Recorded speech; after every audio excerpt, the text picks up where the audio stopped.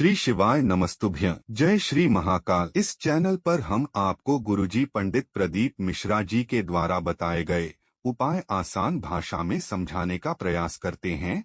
साथ ही गुरुजी की जो कथा है उसका कथासार बताने का प्रयास करते हैं। गुरुजी के द्वारा प्रयागराज में 12 फरवरी और 13 फरवरी 2024 में माघ महीने में 2 दिन के लिए शिव चर्चा प्रयागराज में रखी गई है, जो कि सतुआ बाबा शिविर में होगी। माघ मेले के अवसर पर त्रिवेणी संगम में यह 2 दिवस शिव चर्चा होगी। पर आज हम आपको गुरुदेव के द्वारा पिछले वर्ष की 31 जनवरी 2023 में प्रयागराज में सतुआ बाबा के शिविर में हुई थी 2 दिवसीय त्रिवेणी शिव चर्चा की सभी विशेष उपायों की जानकारी एक वीडियो के माध्यम से दे रहे हैं। इसके कुछ उपाय ऐसे भी हैं जो शायद आपने अभी तक ना किए हो, इसलिए वीडियो का अंत तक जरूर देखिए ताकि कोई भी उपयोगी जानकारी आपसे ना छूटे। इसके साथ ही आपको कल माघ मास का 5 फरवरी सोमवार दशमी का दिन है और अगले ही दिन पड़ रही है माघ मास की षट्टिला एकादशी की एक विशेष उपाय की जानकारी भी आपको इसी वीडियो के अंत में प्राप्त होने वाली है, जो कि आपके लिए बहुत उपयोगी हो सकती है। शिव चर्चा की पहली जानकारी की ओर। हमें महादेव से कुछ मांगने के लिए नहीं जाना चाहिए, हमें सिर्फ महादेव के पास जाकर बैठ जाना चाहिए। और जब हम हमारे माता पिता गुरुजन परमात्मा के पास जाकर बैठ जाते हैं तो हमें उनकी कृपा प्राप्त होती ही है। बढ़ते हैं अगली दूसरी जानकारी की ओर। गुरुजी ने बताया था प्रयागराज में त्रिवेणी संगम में तक्षेश्वर महादेव का विश्व में एक ऐसा मात्र मंदिर है जहां पर आप केवल कुछ क्षण के लिए भी बैठ जाते हो तो तक्षेश्वर महादेव आपको कितने प्रकार की विष से ताप से दूर कर देते हैं और अपना बना लेते हैं। बढ़ते हैं कथा की तीसरी जानकारी की ओर। आज भी तक्षेश्वर महादेव के मंदिर में तक्षेश्वर कुंड है, जहां पर तक्षक नाग ने बैठकर तप किया था और इतने दिनों तक तप किया था कि पृथ्वी भी गलने लगी थी। तपस्या से प्रसन्न होकर महादेव ने उन्हें दर्शन दिया और कहा, तक्षक तुमने मेरा अनुमोदन किया है और मेरे शिवलिंग यहाँ पर रहेगा और इस शिवलिंग को लोग तुम्हारे नाम से तक्षेश्वर महादेव के नाम से जनमानस जानेंगे। और जो व्यक्ति अपने जीवन में कितना भी पाप किया होगा, उसके जीवन में कितना ही दुख दर्द तकलीफ होगी, वह मेरे दर्शन मात्र से समाप्त हो जाएगी। अब यह मंदिर आपको गरियाबाग मोहल्ले में यमुना नदी के तट पर मिल जाएगा। बढ़ते हैं अगले चौथी जानकारी की ओर। जो शंकर भगवान के मंदिर में झाड़ू लगाता है, पोछा लगाता है, निर्माल्य उठाता है या फिर भोलेनाथ के मंदिर में जा रहा है तो उसे देख अगर कोई हंस देता है तो हंसने वाला व्यक्ति अपना जीवन बर्बाद तो करता ही है, पर वह अपनी 7 पीढ़ियों को भी कष्ट में डाल देता है। बढ़ते हैं कथा की अगली 5वीं जानकारी की ओर। यदि आप शिवालय जा रहे हो तो इनमें से एक चीज जरूर करें। पहला, मंदिर में आप झाड़ू लगा दे, मंदिर की साफ सफाई कर दे। यदि यह भी नहीं कर सकते, एक लोटा जल चढ़ा दे।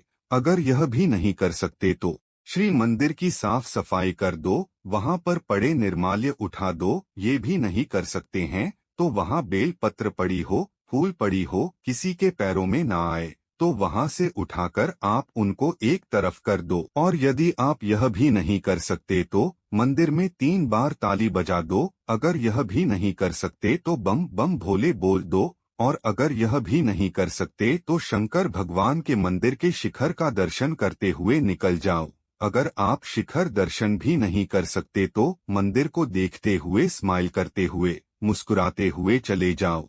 ऐसे में भी आपको भोलेनाथ की कृपा प्राप्त होती ही है। बढ़ते हैं कथा की अगली 5वीं जानकारी की ओर। कल है 5 फरवरी और दिन है माघ महीने के सोमवार का, तो इस दिन किया जाने वाला गुरुजी का बताया गया विशेष उपाय लेकर आए हैं। इस उपाय के लिए आपको सिर्फ 1 लोटा जल ले लेना है।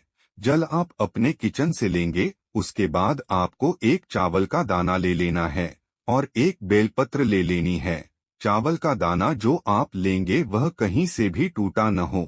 शिवलिंग के ऊपर खंडित सामग्री समर्पित नहीं करते हैं, बेलपत्र नहीं है तो आप बेलपत्र शिवलिंग के ऊपर से चढ़ी हुई लेकर जल से शुद्ध करके फिर उसका इस्तेमाल भी आप कर सकते हैं। और बेलपत्र की डंडी के आखिर में जो दूठ होती है यानी जो डंठल होता है वह भी नहीं होना चाहिए। गुरुजी कहते हैं कि जब भी आप एक लोटा जल लेकर जाएं, वो अपने घर से ही लेकर जाया करें। इससे हमारे घर के पितृ दोष समाप्त होते हैं, हमारे घर का कालसर्प दोष भी समाप्त होता है और हमारे घर का वास्तु दोष भी महादेव की कृपा से समाप्त हो जाता है। चावल का दाना लेकर गए हैं, उसे चावल के दाने को शिवलिंग के ऊपर समर्पित करते हुए ओम नमः शिवाय या श्री शिवाय नमस्तुभ्यं, इन दोनों में से किसी भी एक मंत्र का स्मरण कर लीजिए।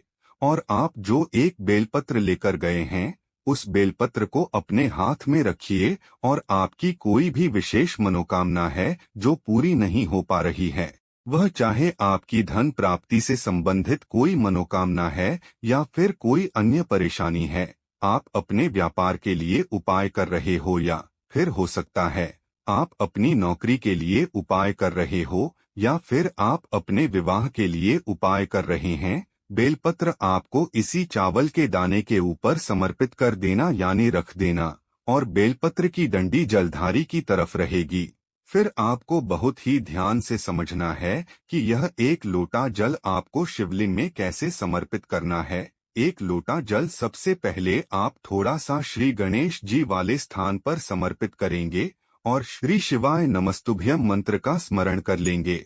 फिर दूसरे नंबर पर आप कार्तिकेय जी वाले स्थान पर थोड़ा सा जल समर्पित करेंगे और श्री शिवाय मंत्र का स्मरण कर लेंगे। उसके बाद थोड़ा जल अशोक सुंदरी वाले स्थान पर समर्पित करेंगे और श्री शिवाय नमस्तुभ्यं मंत्र का स्मरण कर लेंगे। उसके बाद माता पार्वती का जो हस्त कमल होता है वहां पर थोड़ा सा जल समर्पित करेंगे और श्री शिवाय नमस्तुभ्यं मंत्र का जाप करना है।